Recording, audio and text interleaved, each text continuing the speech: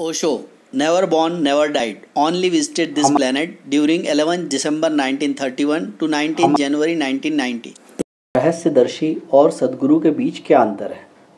एक प्राचीन तिब्बती दृष्टांत है जिसमें कहा गया है 100 लोग लक्ष्य तक पहुंचने का प्रयास करते हैं तो केवल 10 ही काम शुरू करते हैं और 10 में से केवल एक ही लक्ष्य तक पहुंच पाता है। नमस्कार दोस्तों, मैं आपका दोस्त, आपको आपसे मिलाने वाला, आपकी सोच को जगाने वाला, आपका वैचारिक हमसफर देवरत्न। दोस्तों, सर्वकालीन सद्गुरु ओशो को रहस्यदर्शी कहा जाता है और आपने भी कई बार उन्हें रहस्यदर्शी कहा होगा।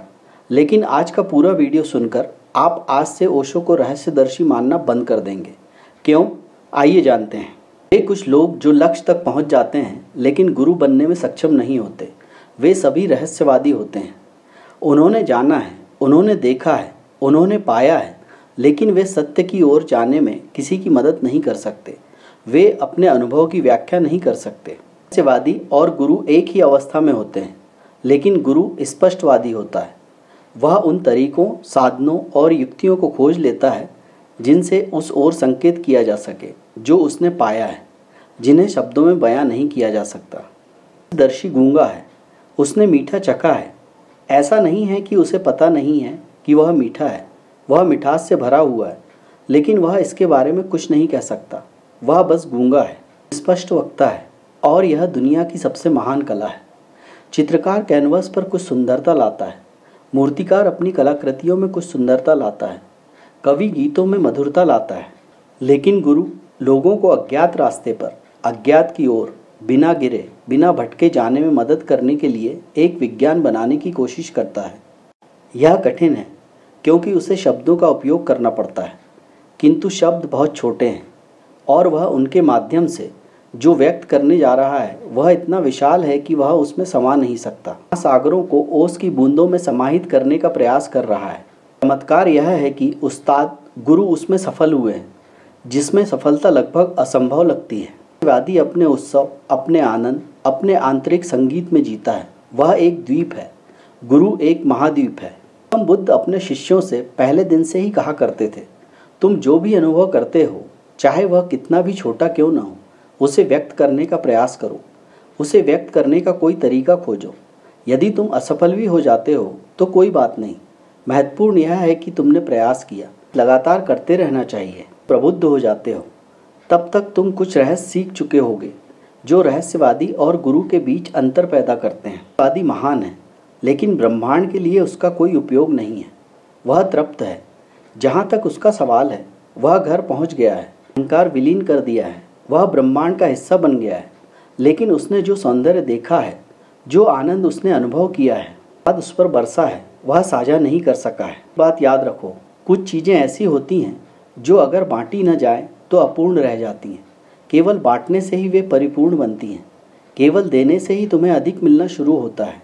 वादी बंद है, उसके पास न दरवाजे हैं न खिड़कियाँ। वह खिलता है, लेकिन उसकी सुगंध हवाओं तक नहीं पहुँचती। यही अनुभव गुरु को भी होता है। इससे पहले वह एक रहस्यवादी ही होता है। वह स्पष्टवादी होता है। सही समय पर जब फूल खिल रहा होता है, वह खिड़कियां और दरवाजे खोल देता है और खुशबू को दूसरों तक पहुंचने देता है। ठीक उसी क्षण जब वह प्रकाश से भर जाता है, वह अपने चारों ओर प्यासे लोगों को इकट्ठा कर लेता है। सही समय पर वह कभी अकेला नहीं होता। वह सदैव साधकों से घिरा रहता है। उसका अपना एक कारवां होता है, उसके अपने लोग जिन्होंने उसके अस्तित्व का कुछ स्वाद चखा है, जिन्होंने उसकी खुशी की शराब पी है, जो अब दुनिया के सामान्य तरीकों से संबंधित नहीं है। कुछ अदृश्य रहस्यमय संबंध विकसित हो रहे हैं। गुरु और शिष्य के बीच कुछ ऐसा घटित हो रहा है जो अंततः दोनों के द्वंद्व को समाप्त कर देगा और केवल एकता, एक जबरदस्त मौन, एक गहन शांति, अंतर्दृष्टि रह जाएगी। दुर्लभ है, अत्यंत दुर्लभ है। रहस्यवादी भी दुर्लभ है, लेकिन इतना दुर्लभ नहीं। आपकी मुलाकात किसी फकीर से हो सकती है और आप उसके बारे में कुछ भी नहीं समझ पाते। आपका हृदय तेजी से नहीं धड़केगा। आपको यह महसूस नहीं होगा कि कोई अति मानवीय चीज निकट है, क्योंकि रहस्य बंद है। पास खजाना है, लेकिन खजाने और तुम्हारे बीच एक मोटी दीवार है। पूरी कला खिड़कियां, दरवाजे बनना और एक मंदिर बन जाना है। लोग गुरु में प्रवेश कर सकते हैं। वह लोगों को अपने अंदर प्रवेश करने की अनुमति देता है। उसका सारा प्रयास आपको किसी तरह करीब लाने का है, यह तो केवल शुरुआत है। यदि आप गुरु के करीब आते हैं और गुरु के मंदिर में प्रवेश करते हैं तो गुरु के लिए आपके मंदिर में प्रवेश करना बहुत आसान हो जाता है। और केवल जब गुरु और शिष्य एक दूसरे के अस्तित्व में प्रवेश करने में सक्षम होते हैं तभी वास्तविक धर्म घटित होता है। असली धर्म वह नहीं है जो आप सोचते हैं। धर्म तो गुरु शिष्य के रिश्ते में ही है। रहस्यवादी के पास भी यह है, लेकिन वह इसे दे नहीं सकता। ऐसा नहीं है कि वह इसे देना नहीं चाहता है, लेकिन वह नहीं जानता कि इसे कैसे देना है। तो यह अनुभव होता है कि वह जितना अधिक देता है उतना ही अधिक उसके पास होता है। यह एक नया अर्थशास्त्र है। अर्थशास्त्र में जितना अधिक देंगे आपके पास उतना ही कम होगा।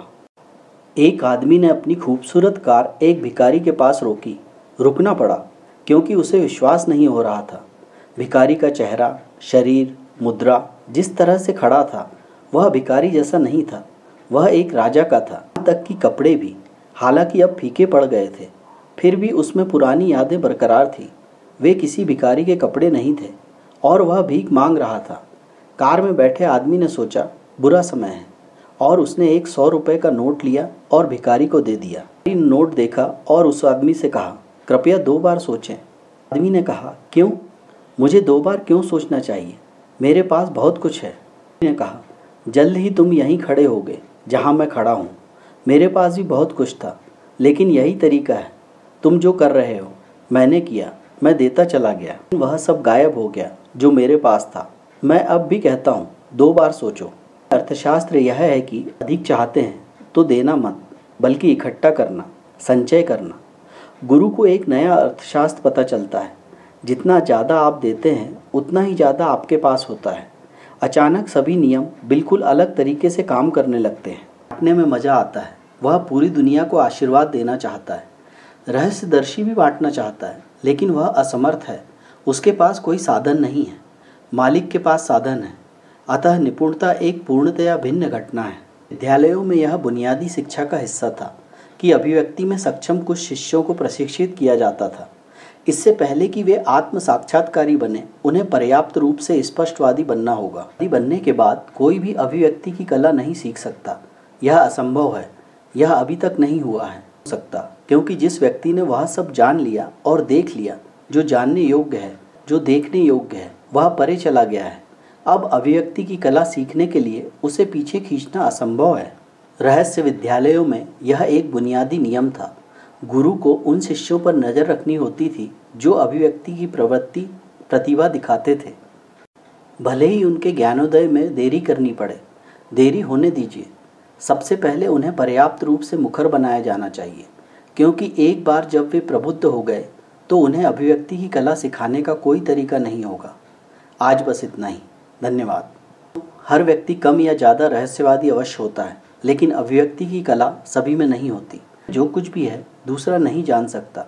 यह तो हुई आम इंसानों की बात। बोध को उपलब्ध, सत्य को उपलब्ध रहस्यवादी व्यक्ति अपनी उपलब्धि को शब्दों में बयां नहीं कर सकता, तो वह संकेत की भाषा का प्रयोग करता है। वह मौन की भाषा का प्रयोग करता है।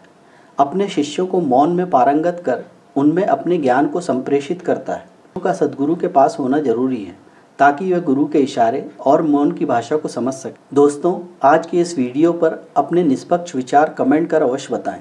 धन्यवाद। दोस्तों, यदि आप खुद पर विश्वास करते हैं और जीवन में भेड़ों के झुंड का हिस्सा बनकर भेड़ चाल नहीं चलना चाहते, तो थोड़ी हिम्मत कीजिए और लीक से हटकर पहले अपने मकसद को तलाशिए और फिर जुट जाइए उसे पूरा करने में।